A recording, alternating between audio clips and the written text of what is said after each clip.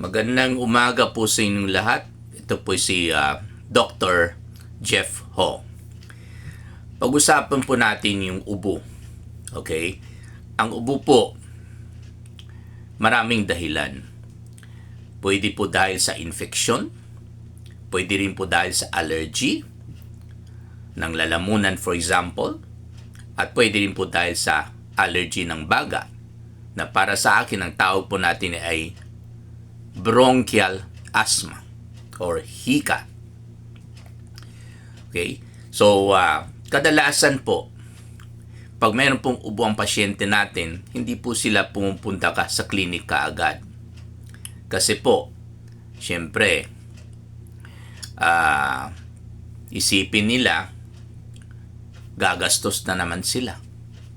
Syempre, pupunta sila sa doktor, magbayad na naman po sila, at medyo mahal na po ang singil ng mga doktor natin ngayon. Pangalawa, syempre may reseta, bibili na po sila ng gamot, at alam na po natin na napakamahal naman rin po ang gamot natin ngayon. Pangatlo, well, of course, magko-commute sila, no? Pasahe na naman. Bukod sa mainit ang panahon at traffic pa. Pangapat, kadalasan po, ang experience po ng pasyente natin ay gumagaling sila sa bahay kahit hindi sila pumunta sa doktor. Kasi po, meron naman talagang sipon at ubo na mawawala kahit hindi sila nagpa-doktor. Lalo pa yung mga viral infection na within 2 to 3 days nung wala yung sipon, nawala rin po yung ubo because meron na po tayong built-in immune system, no, na pwedeng pumatay kaagad yung virus na yan. Bukod sa yung lagnat mismo na hindi mabubuhay po yung mikrobyo, yung virus, no, yung tinatawag natin na thermophobic virus, natatakot po sa init, no? Namamatay po sila, no? Hindi lang po dahil sa built-in immune system na ginawa ng Panginoon para sa atin, kundi pati rin po yung reaction to the presence of virus inside our bodies, no? The so-called fever or lagnat, na by itself, pwede ito dahilan kung bakit namamatay po yung virus at gumagaling po yung pasyente. Yun po ang tinatawag natin na self-limited, no? Itong mga viral infections. Kusa lang mawawala. Of course, dahil po sa ating Panginoon. Okay? So anyway, balik po tayo sa ubo. Okay? Well, masaya na rin po tayo kung kusa lang gumagaling ang pasyente kahit hindi po sila nagpa-doktor. Menos po ang gastos. Kaya lang po, mag-absent po sila sa trabaho or sa eskwelahan. Sayang. Ang akin lang po is, kailangan alamin po ng mga viewers natin kung kailan kayo magpa-check up kaagad. Ideally, pangalawang araw or the latest, pangatlong araw ng ubo. Lalo pag lumalala. Kasi pag viral infection, gumagaling sila sa second and third day. Kasi unti-unti pinapatay ng katawan natin yung virus na nasa loob ng katawan natin. Dahil po sa meron tayong built-in immune system katulad ng white blood cells and antibodies na ginawa ng Panginoon para sa atin. At saka dahil po sa lagnat. Kaya unti-unti pinapatay ang virus, unti-unti nawawala yung ubo at sipon natin. Okay? Pero pag lumalala yung ubo ninyo, pangatlong araw, iba na yan. Hindi na po ito virus. Malamang bakterya. Okay? Pag bakterya, kailangan na po ng antibiotic. So, kailan natin masasabi na hindi na po ito virus? Pag virus kasi, sipon, tubig. watery. No? Ubo, ganunin po. Parang emblema po natin, parang walang kulay, transparent. No? At saka minsan, kakati yung lalamunan natin pagdating yung virus sa lalamunan po natin. Okay? Pero pag bakterya, okay, kadalasan, walang sipon. Okay? Diretso, mag-ubo yung pasyente. Kadalasan, may lagnat sa umpisa, then mawala, then babalik po yung lagnat. Yung pangalawang phase or pangalawang spike ng fever. Kasi po, yung unang pagpasok ng mikrobyo sa katawan natin, mag-react kaagad yung baga natin.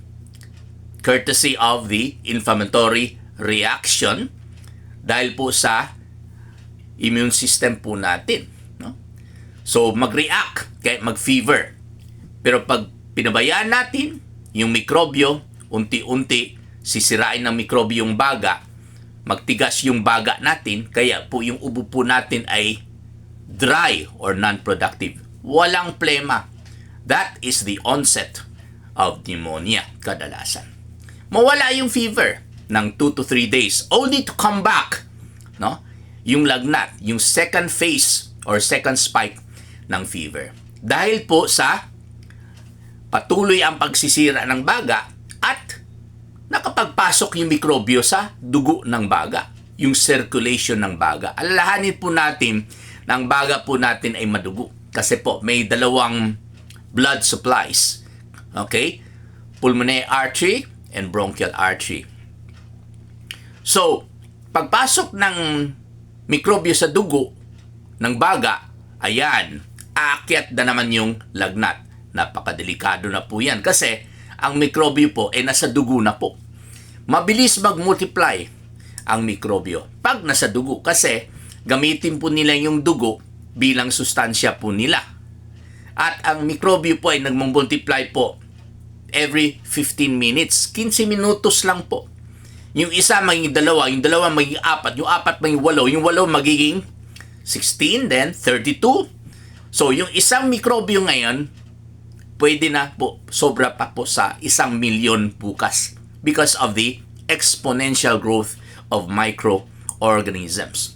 Yung 1,000,000 na mikrobyo bukas, pwede na po bilyones, no? The day after tomorrow. Unlike yung tao na kailangan 40 weeks or 10 buwan bago makabuo ng isa, no?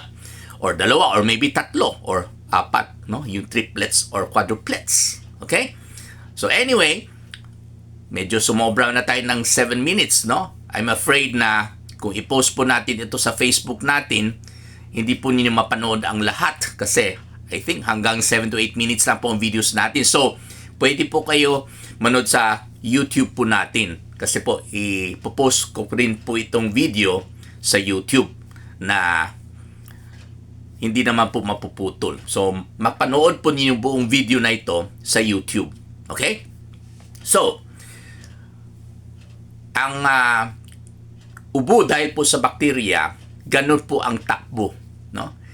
Okay? Pero wag natin po hintayin yung pangalawang lagnat which may happen on the 4th or 5th day. Pag mangyari yan, delikado na po yung pasyente. Kasi mabilis nga mag-multiply ang mikrobyo pag nasa circulation na po yung bakterya. Okay? At mapansin po ninyo, kahit hindi po bumalik yung pangalawang lagnat sa pulmonya, lumalala po yung ubo. Lalong tumitigas. Bakit? Kasi sinisira ng mikrobyo yung baga at unti-unti lumalaki ang pagtigas. Lumalaki po yung area, okay, ng baga na tumitigas lalo as a result of the multiplication of the bacteria sa loob ng lungs. Ayun. At mapapansin po ninyo na lalong nahirapan na po yung pasyente, wala na pong ganang kumain, no? Ubo ng ubo. Okay? So, yun po na ang sign na kailangan pumunta na po kayo sa doktor sa pangatlong araw pa lang or sa pang-apat na araw ng ubo ng pasyente. Okay? At minsan, nakakalusot naman po. No? Bumalik yung lagnat, pero this time, meron ng problema yung ubo nila. Bakit? Kasi sa pagsisira ng baga, sa umpisa, tumitigas. Pero unti-unti, kainin ng mikrobyo yung baga at magkakaroon ng plema. No? At this time, from a dry, non-productive cough, nagiging productive cough. Ibig sabihin, meron ng plema. At ang plema po kadalasan ay dilaw. Pag dilaw ang plema, ayan, kailangan na po ng antibiotic.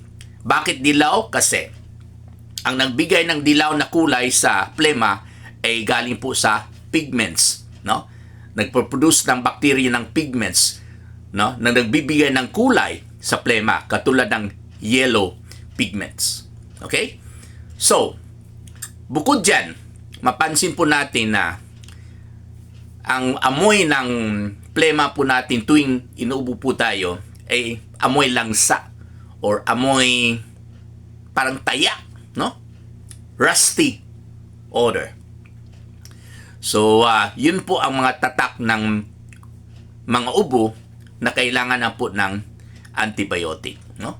Lalo pag dumadami yung plema, isa na rin yan. Ibig sabihin, lumalala na po yung infeksyon. Kasi po, ang plema po ay galing po sa pagsisira ng baga dahil po sa bakterya sa ating baga.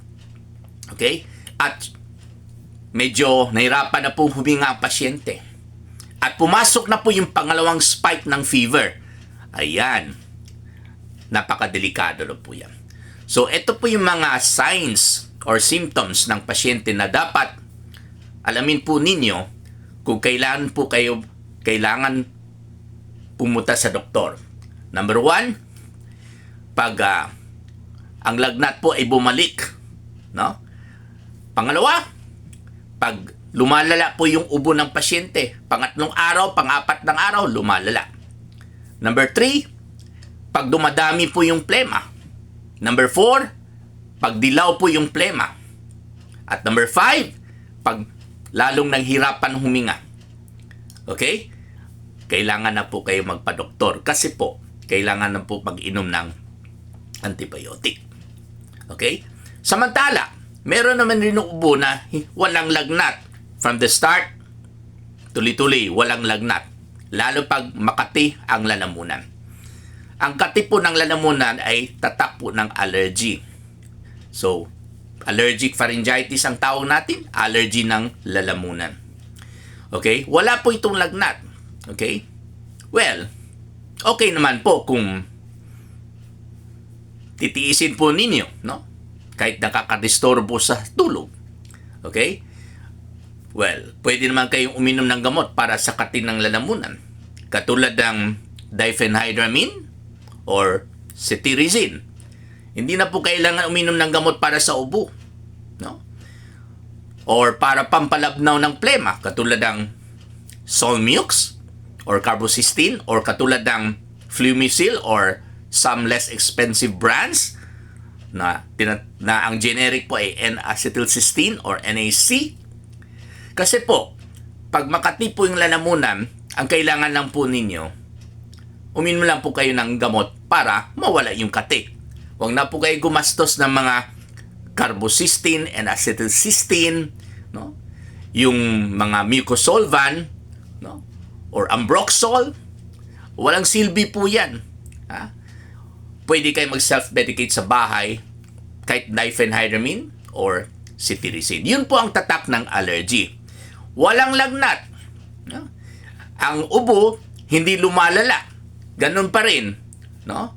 Mabilang, pwede madalas pero hindi lumalala. Pwede madalang yung ubo pero hindi lumalala. Kasi yung kate, pwede ganun rin kaya hindi lumalala. Minsan po, meron po kayong plema pero hindi po dilaw, katulad ng bacterial pneumonia. Ang color po ng allergy na ubo ay green or verde. Okay? Bakit green? Kasi po, ito po ay dahil po sa eosinophils. Ito po ay isa sa mga white blood cells na lumalabas sa daanan ng hangin, no? Okay?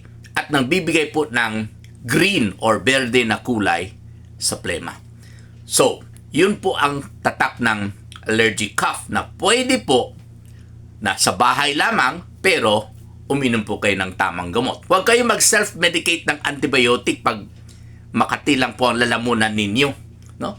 So, ang tatak ng allergy ay walang lagnat from the start up to the end. Hindi lumalala yung ubo. At syempre, berde ang kulay ng plema. Okay? At yung plema po hindi po dumadami. Okay? Dahil po sa hindi po sinisira ng baga. Dahil po sa allergic reaction. Okay? So, yun po ang tatak ng allergy. Pero mag-ingat po kayo. Kasi ang allergy sa ilong na tinatawag na allergic rhinitis or allergy sa lalamunan na tinatawag natin na allergic pharyngitis, pwede mag-trigger ng asthmatic attacks or allergy ng baga. Bakit? Kasi pag meron po tayong allergy sa ilong o allergy sa lalamunan, yung mismo laman ng ilong o mismo na laman ng lalamunan ay mag-produce ng histamine. No?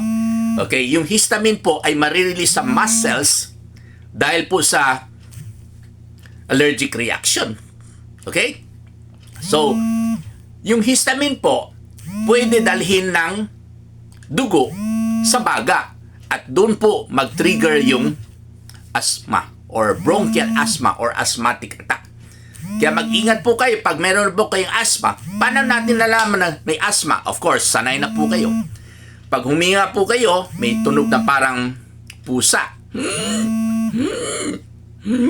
Ayan, huwag na po hintayin na maglala po yan. Kasi po, pag grabe na po yung asthma, sumisikip po yung daanan ng hangin. Pag sumisikip, hindi masyado makapasok yung hangin, syempre, yung oxygen na dinadala ng hangin, hindi makarating sa baga. Kaya babagsak po yung ating oxygen level sa dugo na tinatawag po natin na hypoxemia. Bukod dyan, yung carbon dioxide na dapat ilabas ng baga, okay, sama-sama sa hangin sa paglabas, no? Sa bibig natin or sa ating ilong, okay, ay hindi makalabas. So, magkakaroon tayo ng carbon dioxide retention. Delikado po yan. Makikita po natin sa pasyente, humihina lalo. Minsan, natutulog palagi. No? So, ito po yung mga time na kailangan po natin dalhin sa pasyente or sa doktor rather ang pasyente po natin pag meron po silang hika. Of course, pwede kayo mag-self-medicate kaagad sa bahay, lalo pag sanay na kayo sa asthma. Like salbutamol tablet ba or syrup ba? Okay, depende kung adult or bata, no? Pwede kayo mag-self-medicate kaagad kasi nakakatulong talaga yan, no? Okay? Para hindi na po kayo pumunta sa doktor, no? Kung meron kayong nebulizer, pwede nyo pa-inhale, no? Ng salbutamol. Of course, marami pang ibang mga gamot pwedeng gamitin sa nebulization or sa nebulizer, no? Pero sa umpisa ng hika, okay, mag-first aid na kagad kayo para hindi na po ninyo dalhin sa doktor or sa ospital. Katulad ng salbutamol na sinabi ko. Okay? So, ang effect ng nebulizer, mabilis. No? Mabilis mag-umpisa, pero mabilis rin mawala. If I'm not mistaken, 1 to 2 hours po, mawala na yung effect ng nebulization. Kaya po, kadalasan, ang in-advise ko sa pasyente ay isabay po yung pag-nebulize ng salbutamol, for example, at saka isabay po inumin yung salbutamol tablet. Kasi po, ang salbutamol tablet, mabagal mag-umpisa yung effect. Pero, pag nakainom na po kayo, pangalawa, pangatlong beses, no? Ang effect ng salbutamol po ay tumatagal sa katawan. Kumbaga, habang mabilis mawala yung effect ng salbutamol na nebulization or inhaler, no? Okay, yung effect ng tablet po ay mananatiling sa katawan at siya na po ang maintain ng effect ng salbutamol sa katawan. Okay? At paano natin malaman na kailangan na ng tablet or syrup na salbutamol? Siyempre, habang nag-nebulize, after 1 hour, bumalik na naman. Pwede kayo mag-nebulize ulit kahit every hour. No? Pero pag every hour, bumabalik yung hirap na hinga or yung tunog na parang pusa, I think time na po mag-umpisa tayo ng salbutamol tablet. Okay, so yun lang po ang ma-advise ko po sa inyo. Pwede kayo mag-first aid sa bahay, lalo pag crisis po tayo ngayon. Pero dapat alamin po ninyo kung kailan ninyo dalhin yung pasyente sa doktor. Dahil po, pwede ito maglala sa bahay at pwede po ang pasyente po natin. God forbids. Maraming salamat po sa inyong lahat. Thank you.